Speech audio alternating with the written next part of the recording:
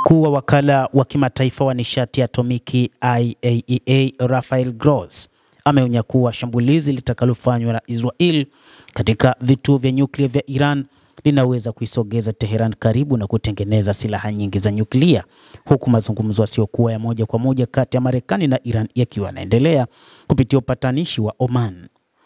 Akizungumza na vyombo vya habari, amesema kwamba maafisa wa Iran wamemtahadharisha kuhusu madhara yanayoweza kusababishwa na makombora katika vinu vya nyuklia.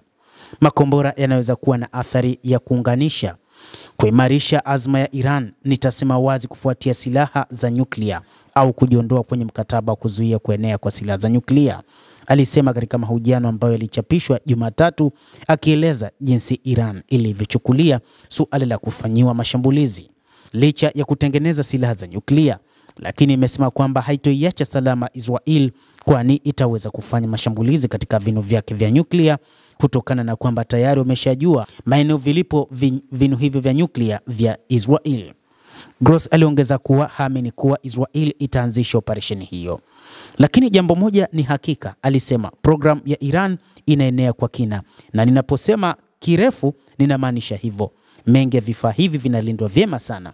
Kuvivuruga kunahitaji nguvu kubwa na ya kuharibu. Alitoa maoni yake wakati Iran inatayarisha pendekezo la kupinga mapendekezo ya Marekani ya mkataba mpya wa nyuklia. Hata hivyo, msemaji wa Wizara ya Mambo ya Nje ya Iran Ismail Baghei amesema siku ya Jumatatu kwamba ofa ya Marekani ilikosa vipengele muhimu na imeshindwa kushughulikia msamaha wa vikwazo, hitaji la muda mrefu kutoka Tehran. Trump alielezea Iran siku ya Jumatatu kama nchi ngumu isiyotaka kuelewa na mpatanishi mwenye ujuzi, wakati Washington inaendelea na mazungumzo ya nyuklia yasiyokuwa ya moja kwa moja.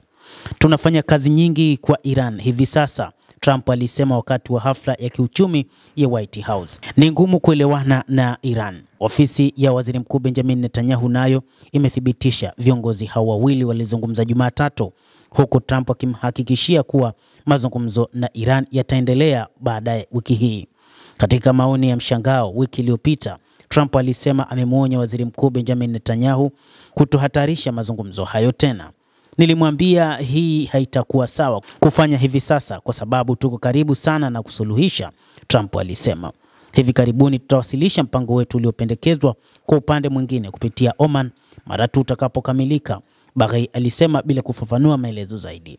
Lakini alikosoa ripoti ya hivi punde ya IAEA kuhusu mpango wa nyuklia wa Iran kuwa isiyo na usawa, ikishutumu kutegemea nyaraka ghushi kutoka Israel.